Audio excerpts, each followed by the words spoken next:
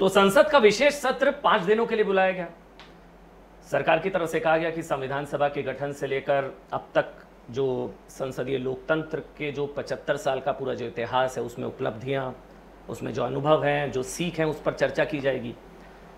लेकिन जो एक सबसे बड़ी चीज रही वो ये कि शायद इन 75 सालों में 17 बार चुनाव हुए, देश को 14 प्रधानमंत्री मिले, 7500 सांसद अलग अलग इलाकों से संसद में पहुंचे, लेकिन जो लोकसभा राज्यसभा में इस बार हुआ वो शायद संभवतः ऐतिहासिक, जिसका बार बार जिक्र किया जा रहा है।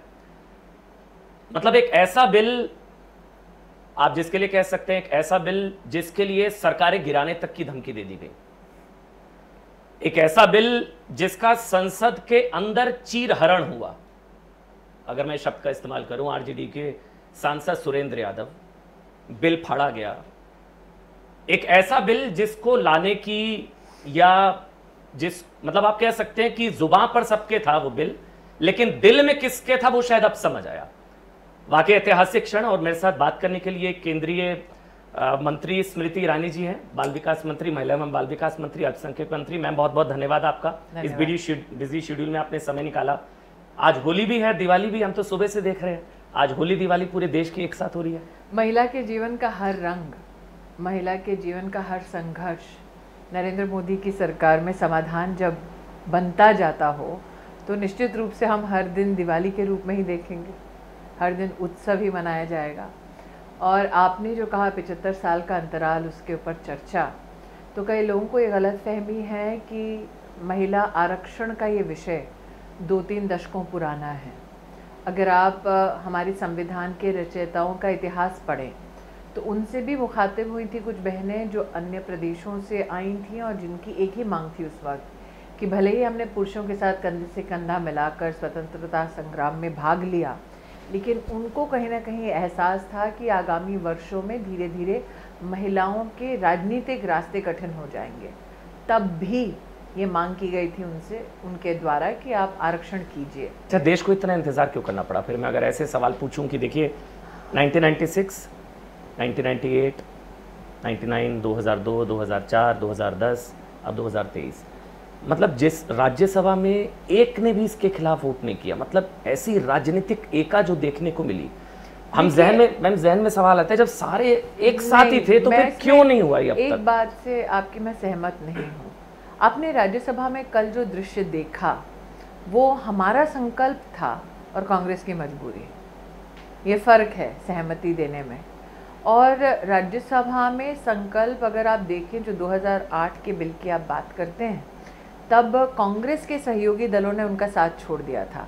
भारतीय जनता पार्टी ने विपक्ष में रहते हुए भी कांग्रेस का समर्थन किया, क्योंकि महिला आरक्षण के बिल पर हमारी स्पष्ट नीति थी, हमारी नीयत भी साफ थी।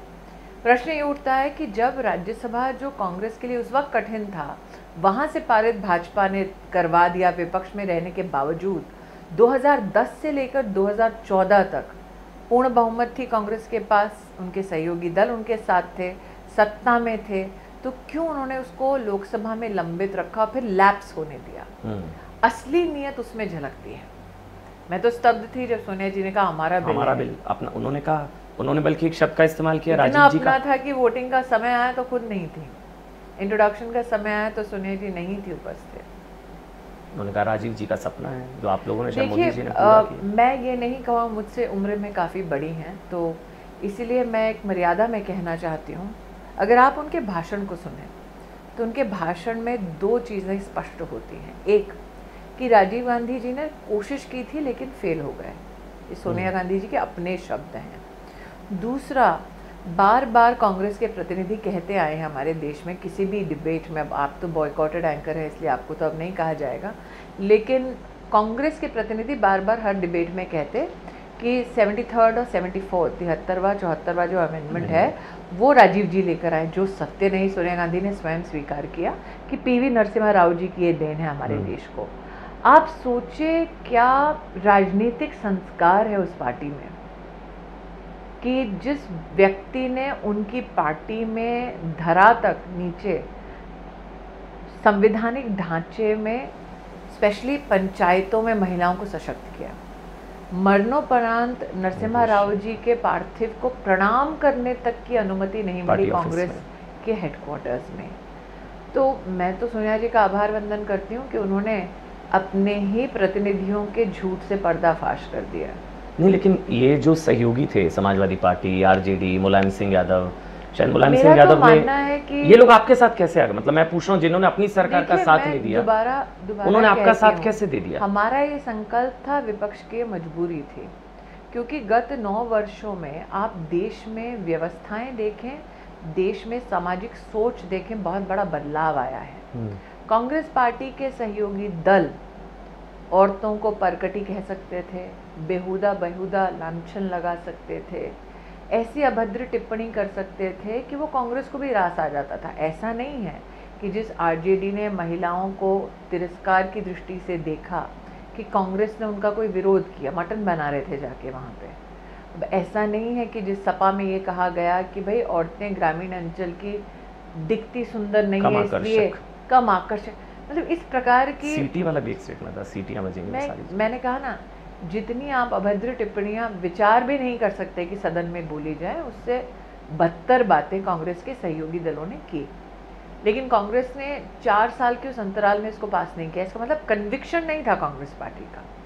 लेकिन अब भी जब मौका आया, जब बिल इंट्रोड्यूस हुआ था, आप वापस जाकर इंट्रोडक्शन देखिए, हमारे लोकसभा अध्यक्ष पूछ रहे हैं सभी राजनीतिक दलों से कि क्या इसको इंट्रोड्यूस किया जाए। भारतीय जनता पार्टी का हर सांसद, एनडीए का हर सांसद वहाँ पर पुरजोर तरीके से यस कह रहा है। कांग्रेस चुप है, विपक्ष चुप है। तो धीरे धीरे शायद उनकी समझ में आए कि आज माहौल ऐसा हो गया है देश में कि आप महिला के विरुद्ध खड़े हो जाएंगे तो देश आपके विरोध में खड़ा हो जाएगा। तो इनकी मजबूरी थी इस बिल को समर्थन देना। अगर 2026 तक पहले सेंसस, उसके बाद डीलिमिटेशन, उसके बाद जल्द से जल्दी जब भी लागू हो पाएगा, पहला चुनाव जी पहला चुनाव, मतलब और पहला चुनाव 29 जी। जब 29 से पहले लागू नहीं हो सकता तो फिर ये सवाल उठता है कि फिर ये विंटर सेशन में भी पास हो सकता था, फिर ये स्पेशल सेशन बुलाकर इसको अभी पास कराने की क्या ये चुनाव जहन में थे? है पॉलिटिकल चित भी मेरी पट भी मेरी। अब तक क्यों नहीं लाए, अब लाए तो क्यों लाए? इस बार नहीं आता तो कहते देखो नियत खराब है। पिछली बार आपने कहा कि अरे इनकी नियत में है ही नहीं। इस बार कहा कि महिलाओं का बिल क्यों लाए। बाकी बार कहते हैं कि महिलाएं बड़ी स्पेशल है, इस बार कहते हैं इतनी स्पेशल क्यों है कि स्पेशल सेशन बुलाया। तो ये पॉलिटिकल चिट भी मेरी पट भी मेरी। जब कांग्रेस का तक लागू होना है तो फिर ये विंटर सेशन में आपको व्यवस्थाओं का निर्माण करना होगा। आप क्या रातों रात इतने बड़े भूभाग के लिए, इतनी बड़ी जनसंख्या के लिए चुटकी बजा के व्यवस्थाएं कर देंगे? तो अगर आपको व्यवस्थाओं को सिर्फ राजकीय या राष्ट्रीय स्तर पर नहीं करना जी, आपको एडमिनिस्ट्रेटिवली एक मेथोडोलॉजी 2008 में गाइडलाइन निकली हुई है जी। तब तो कांग्रेस का शासन था। वो गाइडलाइन आप पढ़ लीजिए। अब ऐसा तो नहीं है कि कांग्रेस ने बिना पढ़े लिखे गाइडलाइन जारी कर दी थी। तो जिन्होंने गाइडलाइन बनाई है, जिनको पता है डिलिमिटेशन की प्रक्रिया क्या है, वो जानबूझकर क्यों अनजान बन रहे हैं सदन में और सदन के बाहर?